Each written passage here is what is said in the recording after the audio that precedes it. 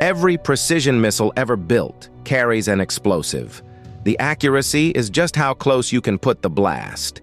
But there is one Hellfire variant that breaks that rule completely. Same launch tube, same airframe, same laser seeker, same exact pilot interface, zero explosive, none at all. It is called the R9X. The Pentagon never officially named it. The press calls it the Ninja Bomb. The engineers who actually worked on it call it what it is: a flying ginsu knife, a weapon that puts a kitchen blade through one person and leaves the person sitting next to them untouched. The seat next to them. The same car. Picture a kitchen knife block. Now picture 6 blades that snap out at the very last second, the way an umbrella opens at the moment you push the button. Except they are forged steel. Each one is roughly the size of a chef's knife, and they are traveling at the speed of an airliner taking off. That is what is hiding inside the nose cone of an R9X, folded, waiting, for 1/10 of 1 second. To understand why anyone would build this, you have to understand the problem it solves. The base Hellfire missile carries roughly 18 pounds of high explosive. 18 pounds at supersonic impact is enough to flatten a small building. That is fine if you are killing a tank. It is fine if you are killing a bunker. It is fine if the target is a hardened command post in the middle of nowhere. It is not fine if the target you actually want is one person in a car next to a school, or one figure walking through a crowded market. And that mismatch had become a political problem. For over a decade, every precision strike against a high-value target carried a hidden cost. The driver, the bodyguard, the man sitting in the front seat, the family in the apartment 1 floor below. The Pentagon called it collateral damage. The host country called it murder. The reporters who covered it called it a pattern. The pattern was killing the program. So the engineering question on the table around 2011 was this: can you build a missile that kills exactly one person inside a vehicle and leaves the person sitting next to them alive? Most weapons engineers would have said no. Kinetic energy at that velocity does not stop at one body. Fragmentation patterns do not respect car doors. The math, on paper, was the wrong answer. The breakthrough was to stop trying to control the explosion and just remove the explosion entirely. Channel all of the missile's kinetic energy into 6 precisely angled steel blades that deploy in the final feet of flight, like a flower opening at terminal velocity. No blast wave, no shrapnel cone, no secondary fire, no collateral fragmentation, just 6 blades, roughly 20 pounds of structural steel each, traveling at 1,000 feet per second straight into a single target. The target stops the energy. Nothing else does. The blades themselves are the genius of the design. Each one is weighted with hardened steel. The total nose cone payload is roughly 100 pounds. That weight, traveling at supersonic speed, produces an impact comparable to a small car hitting a parked car at highway speed.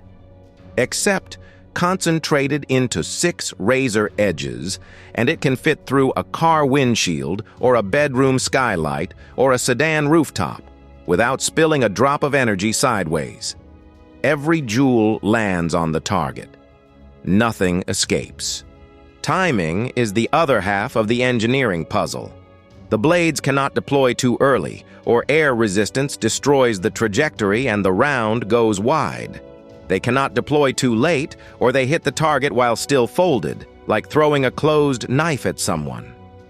The deployment window is reportedly less than 1/10 of a second, triggered by a proximity sensor in the nose cone roughly 15 feet from impact.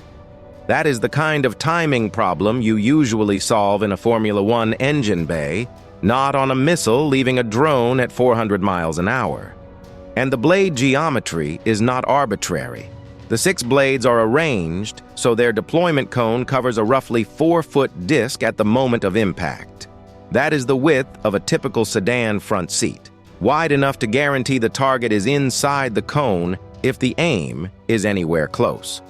Narrow enough that anyone sitting in the back seat or standing 2 feet away, falls outside the cone. The engineering is not just about removing the explosive, it is about choosing exactly which 2 feet of space the kinetic energy is allowed to enter. Everything else stayed exactly the same. R9X uses the same laser semi-active homing as the standard Hellfire, the same launch interface on the rack, the same airframe geometry, the same fins, the same propulsion. A pilot or drone operator does not need new training. The targeting officer does not even need to know it is loaded. From the moment of launch to the final 15 feet, an R9X behaves identically to a normal Hellfire. The only difference is what happens in the last 100 milliseconds of its life. The R9X first surfaced in public reporting around 2017, after a series of strikes in Yemen and Syria left observers genuinely confused. The buildings were not destroyed, the vehicles were not burning, only the figures inside were dead, and the damage pattern looked nothing like an explosive ever fired before. Defense reporters who followed the trail found multiple incidents where investigators photographed the same signature, a clean entry, no blast crater, no fire, 6 blade marks. The Pentagon never officially confirmed the program, until the strikes started happening too often, and to too many of the right people, for anyone to keep pretending it was something else. By 2020, when Qasem Soleimani was killed in Baghdad, the speculation immediately turned to whether R9X had been the weapon. The damage pattern, photographed within hours, did not match a standard Hellfire detonation. A standard Hellfire would have leveled the convoy. The Soleimani strike left 2 vehicles, 10 dead, and a damage pattern that did not match either a fragmentation warhead or a thermobaric one. The Pentagon never confirmed which warhead variant was used, but the signature was there, in the photos, for anyone trained to read it. For another 6 years, the R9X stayed a weapon whose use you could read between the lines but never quite confirm. The Pentagon would not officially talk about it. Foreign military analysts treated it as plausible but unverified. Until early 2026, when its use shifted to an entirely new theater of operations: Mexico. Through the first half of 2026, multiple independent reports surfaced of precision strikes against cartel infrastructure in northern Mexico, narco labs in remote terrain, vehicles carrying priority targets along smuggling corridors, compounds where conventional weapons would have killed entire families. In several documented incidents, observers reported the same anomaly that had appeared in Yemen and Syria years before. The structure stood. The vehicles stayed parked. Only the intended target was hit. The forensic signature was, by 2026, unmistakable. 6 blade marks, no fire, no crater, R9X. The choice of weapon is itself the engineering signature. A conventional Hellfire would have leveled the compound, and any family next door would have been part of the count. Any worker, any contractor, any neighbor inside a 50-foot radius. The R9X gives a planner an option that did not exist a decade ago. Take the single target. Leave everything physically around it, including the building it was sitting in, including the workers in the next room, including the family asleep upstairs. Nobody else dies. Nobody else even hears it. That is what changed. Engineers who reportedly worked on the R9X have described it in later interviews as the most ethically fraught project they ever shipped. The technology removes one of the historical brakes on precision strikes: collateral damage. The political cost of killing a target's neighbors had, for decades, kept some operations off the table. Some targets you simply could not reach without killing the wrong people in the process. With R9X, that break is largely gone. The strike that would have been politically impossible in 2010 became operationally routine by 2026. Whether the break was worth keeping is a question that lives outside engineering. But the engineering itself is real, and it is in production now. And the economics are not what you would expect for a weapon this consequential. A standard Hellfire missile costs around $150,000 per round. The R9X variant, with its retrofit blade assembly replacing the explosive warhead, is estimated to cost only a few $1,000s more per round. The conversion is, in defense procurement terms, nearly free. Compare that to a JAS-SM cruise missile at $2 million per round, or a Tomahawk at $1.5 million, and you start to see why the R9X has quietly become the precision tool of choice for any target where collateral matters more than firepower. What this means tactically is that a Reaper drone or Apache attack helicopter, loaded with 16 Hellfire missiles on the rack, can carry a mix. Some carry the explosive warhead, some carry the blade assembly.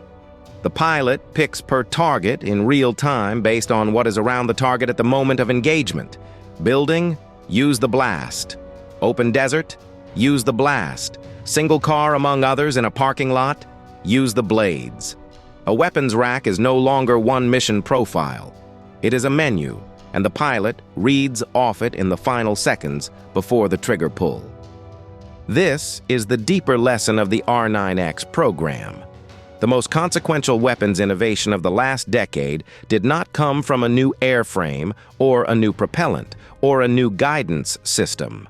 It did not come from adding something. It came from removing something, the explosive, and replacing it with geometry.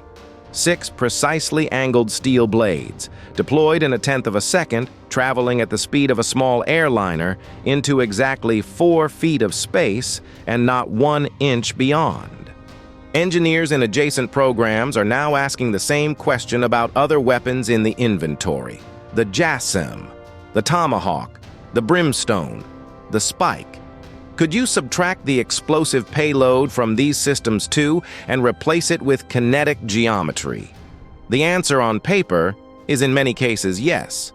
There is already speculation in the trade press that a kinetic-only Tomahawk variant has been tested, although nobody has confirmed it. The R9X did not just create one new weapon, it opened a category. The category will be filled. The only question is how quickly and by whom. Every precision weapon for the next 20 years will be built in this shadow. The question is no longer how close you can put the blast. The question is whether the blast was ever the point. The R9X is the first weapon to answer that question by saying out loud, it was not. The blast was an artifact of an era when we could not yet do something more precise. We can now. And the engineers who proved it will not be the last. We cut a new weapon open every week. Subscribe so you do not miss the next teardown. There is a Tomahawk